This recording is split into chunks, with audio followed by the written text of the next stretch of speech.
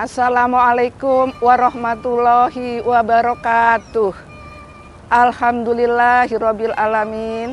Asyhadu alla ilaha illallah wa asyhadu anna Muhammadan abduhu wa rasuluh. Pemirsa Metu TV yang budiman, saya pada sesi ini ingin memberikan materi tentang membangun bisnis ala Rasulullah.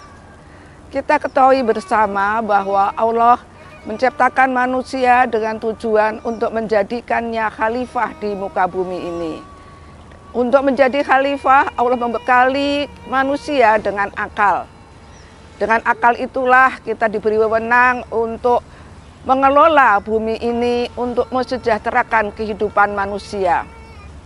Di samping itu, Allah juga mengutus rasul-rasulnya untuk memberikan contoh bagaimana hidup yang baik.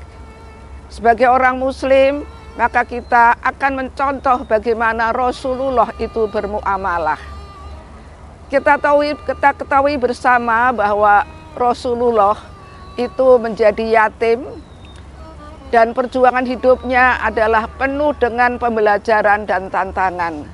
Sejak ibunya wafat, beliau di bawah asuhan pamannya Abu Thalib. Pada usia 12 tahun, dia sudah mengikuti perjalanan ke Syam dan belajar banyak hal dari perjalanan itu. Pada usia 17 tahun, Abu Thalib telah memberikan wewenang sepenuhnya untuk mengelola bisnisnya dengan baik. Dan itu terbukti. Pada usia 20 tahun, Rasulullah sudah mampu mandiri menjadi pengusaha yang sukses, melebihi atau bisa menyaingi dengan senior-senior pedagang senior yang ada pada kala itu. Kalau kita mengikuti jejak Rasulullah, cerita sukses Rasulullah, sebetulnya apa yang telah dilakukan atau dicontohkan oleh Rasulullah? Rasulullah mencontohkan bagaimana melakukan pelayanan yang excellent. Istilahnya adalah menggunakan manajemen modern, memberikan kepuasan kepada pelanggannya, customer satisfaction, kemudian memberikan pelayanan yang terbaik, service excellent, dan kemudian juga beliau selalu jujur, transparan atas apa barang yang dimiliki, tidak membohongi, tidak menyembunyikan hal-hal yang jelek dari produknya sehingga merugikan orang lain. Cara bisnis Rasulullah ini juga diikuti oleh bisnis dari para sahabatnya, antara lain Abdurrahman bin Auf, yang mana beliau ini mengikuti Rasulullah untuk hijrah ke Madinah, dan Rasulullah memperkenalkan dengan Sa'ad bin Robi untuk membuka bisnis. Tapi Abdurrahman bin Auf ini tidak mau menerima pertolongan, bantuan. Dia berusaha untuk membangun bisnisnya sendiri. Dia minta untuk ditunjukkan di mana letak pasar. Kemudian dia melakukan survei secara sederhana di pasar di Madinah, dan dia ketahui bahwa di pasar itu harga tanah untuk kapling jualan mahal. Oleh karena itu dia meminta Sa'ad untuk membelikan tanah dan dia akan mengelola. Tanah yang ada kemudian dikapling-kapling, disewakan kepada pedagang dengan harga yang murah sehingga memberikan manfaat yang banyak kepada masyarakat. Inilah ide yang namanya bisnis properti. Dan Abdurrahman bin Auf kemudian menjadi sukses dan kaya, dan sama Rasulullah dia berjuang menginfakkan hartanya untuk mendukung perjuangan Rasulullah. Demikian juga dengan Utsman bin Affan. Dia adalah pedagang kain, juga memiliki peternakan yang luas.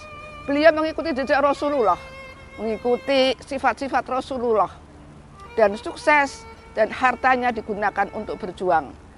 Abu Bakar As-Siddiq, Umar bin Khattab, beliau adalah pengusaha di bidang properti. Propertinya adalah berupa lahan-lahan pertanian yang luas yang dikelola secara efisien. Demikian dengan Urwah al-Bariki, itu juga cerdas dalam melakukan komunikasi kepada pelanggan, berpersuasi, bernegosiasi, sangat cemerlang. Mengacu pada kesuksesan Rasulullah, kemudian para sahabat tadi, kita bisa mengambil kesimpulan bahwa hakikatnya bisnis yang sukses sesuai dengan tuntunan Rasulullah itu sangat penting. Kita harus pahami bahwa ketika bisnis dilakukan dengan cara yang tidak halal, maka harta yang dihasilkan juga haram. Harta yang haram tidak memberikan manfaat apa-apa, karena kita sedekahkan Allah tidak menerima. Tidak ada amal yang bisa kita peroleh dengan harta yang haram. Mari kita bersama bisa membangun bisnis yang sukses, yang mana harus dilandasi dengan sikap jujur, mampu mewujudkan ide-ide gagasan secara konkret, terencana, terstruktur sehingga mudah dieksekusi. Kemudian lakukanlah branding terhadap pribadi kita, melakukan branding, pencitraan yang positif, tapi positifnya adalah sesuai dengan kenyataannya, bukan pencitraan yang membohongi. Kemudian melakukan perencanaan tadi sudah bekerja cerdas, rencana yang sudah matang, dikelola, dieksekusi dengan cerdas, smart, ya, sehingga mampu melakukan pembangunan kemitraan dengan rekan-rekan. Ya, jadi membangun kemitraan jadi sukses, sinergi, bersinergi.